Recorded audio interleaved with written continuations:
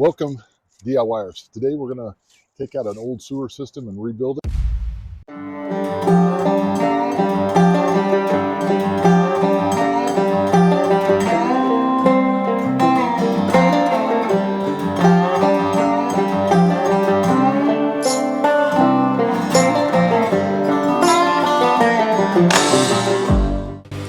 So today's project, we're going to replace the sewer line that goes into an addition into a garage. It was done very poorly to begin with, but I'm kind of limited on what I can do.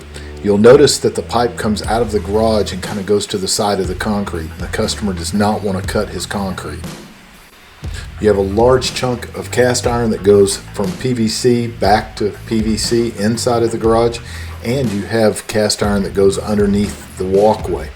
And if you notice in this picture that we have a hole right at a turn, and it has roots and dirt and everything that's been going inside of the pipe. Both pieces are put together with rubber boots. We will use a boot on one end, but we're going to get rid of all of the cast iron. So I've already dug out most of the dirt so you wouldn't be bored to death, and I tried to put everything on a faster speed so that it moves a little quicker for you. The first thing that I end up doing though is I end up removing the boots, taking those loose and getting them off, and then trying to wiggle everything around. Here you get a better view of the hole that's in the pipe that allowed all the roots and the dirt to get inside of it.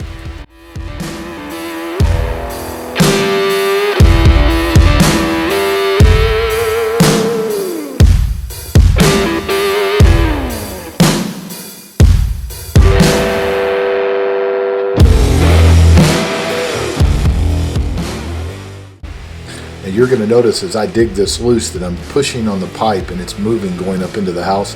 You don't have to worry because that's totally disconnected inside. You'll see that a little bit later in the video.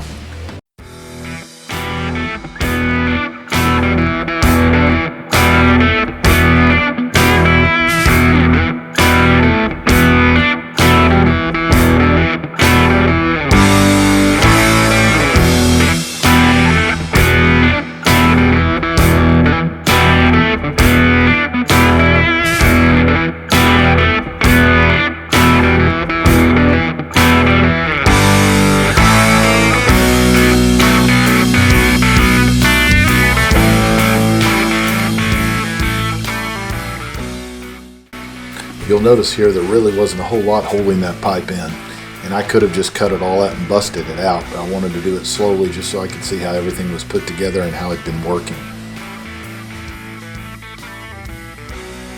So here I'm working on the slope a little bit. What you're shooting for is about 1/4 of an inch of slope per foot. I call it a quarter bubble if I'm using my level. The line will just barely break the level line, meaning that I'm usually sloped at about 1/4 of an inch. But at this point I'm just eyeballing it to try to get it in line. I'll use a level later. Cast iron pipes can be really strong, but at the same time they break very easily with a hammer. Kind of speeds up the process of removing this chunk of pipe.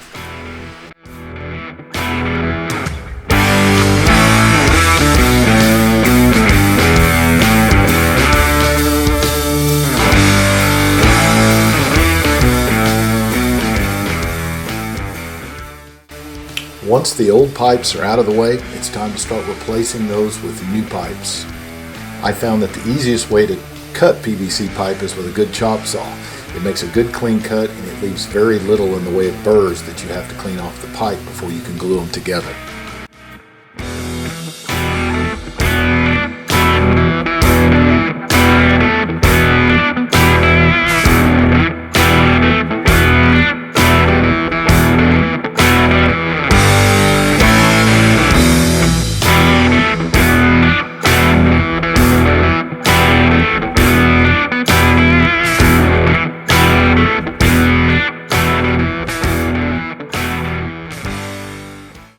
So this is where the tricky part starts, where you actually have to pre-fit all of your fittings. Try to make them line up and be even. You want the longest sweeps possible. I hate doing anything with a short sweep because that gives you an area for a claw. I also use gloves to keep the glue and all off my hands, and you'll notice that I just marked the pipe. So when I pull them back apart, I can put them back exactly like they're supposed to be. Now I'm taking out the new clean out, the other fittings, the rubber boot, the new glue, everything that I need to actually put everything together.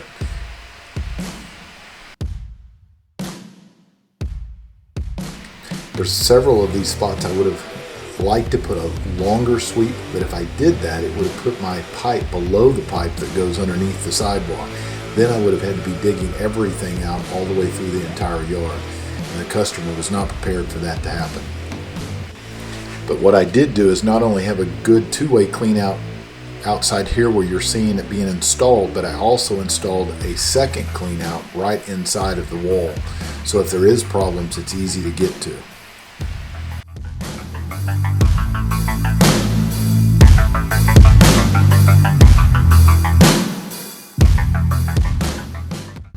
Part of being a good handyman is being able to explain to the customer and educate them on what it is that you're trying to do. This is the customer here asking what's happening, and I'm trying to explain to him the processes that we're having to go through to connect both pipes together. If you watch closely here in this clip, you'll see the pipe actually moving. I'm inside the building trying to make sure that it's level so that I can set the rest of the pipes up outside correctly. Otherwise, everything would have been angled and it wouldn't have been correct. It was kind of a tricky spot and not your norm when it comes to plumbing a sewer line. So really at this point it was just a lot of measuring, trying to figure out exactly how I wanted the pipe to lay. You have to be sure and you measure to the outside of each one of the hubs so that you get your pipe the correct length. That's where a lot of beginners make the mistake and they cut the pipes too short. Now all of their angles are wrong. So now starts the process of the primer and the glue. Be sure in PVC that you prime everything. There are some cases where you can get by with just glue, but even in those I always prime. It's a good habit, and if you're having an inspection done, they're going to want to see that primer on each pipe piece that's been glued together. Make sure that you put that glue on both sides of the pipe, put the pipes together, or the pipe and the fitting together, and be sure that you give it a little quarter twist, and then you hold it for about 30 to 60 seconds to let the glue set up. Another good habit is to take a rag and wipe off the excess glue around the pipe so doesn't have a buildup on it. So something to keep in mind when you're placing your clean out, be sure that you have that clean out straight coming up out of the ground. It really makes a difference if you're deep into the ground and you have a pipe that's going to extend up through the dirt. This one is a very shallow sewer line, and I won't have much of a pipe at all here, so it's going to be sticking out of the ground, just mainly the cap. But it's still very important to get it right.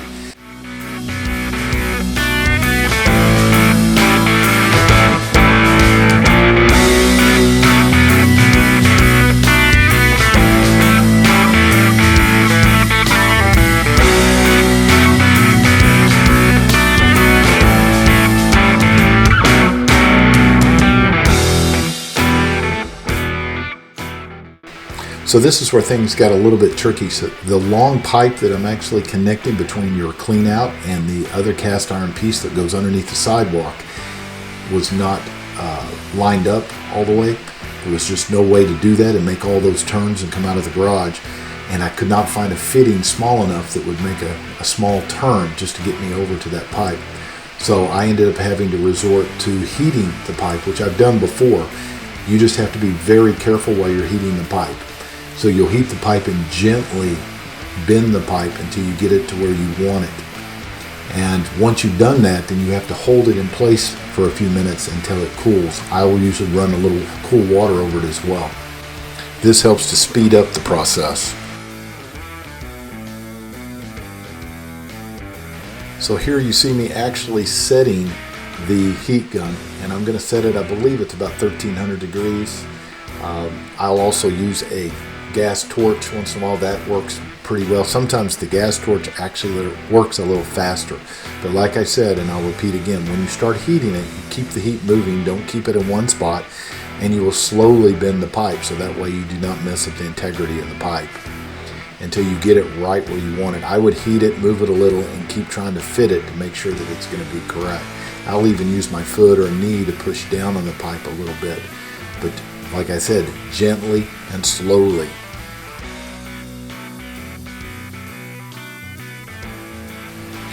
So after this part's done, it's basically just cover everything back up with dirt and you're ready to go. Now, before I covered it up, I did go back and test everything, make sure that everything's great and I'm not having a problem.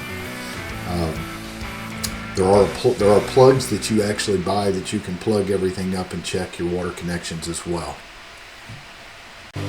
Now you'll notice all the lines here that I used to mark the pipes as I was setting it up to keep everything plumb and level and to go back exactly the way I had pre-laid it out. You'll also notice where it goes up in the house that there's big gaps there. They had rodents and all kinds of bugs going in. So I'm going to actually fill that with a foam inside of it that's made for outside, and then I'm going to go over the top of that with a silicone to make sure that nothing can get in and that nothing gets damaged. And right up above that you'll see another hole, and I'm going to run a water faucet through that, so there'll be a pipe sticking out and they can actually water the garden. In this photo it makes it look like the clean out is crooked, but it's really straight. And in this one, this is with the dirt all put back on and cleaned up. It looks nice. So if you enjoyed this video, be sure that you subscribe, ring that little bell notification so you know about the upcoming videos as they are released, and be sure and you leave a comment or leave a question. I love to read those. Do appreciate it and hope to see you guys the next time.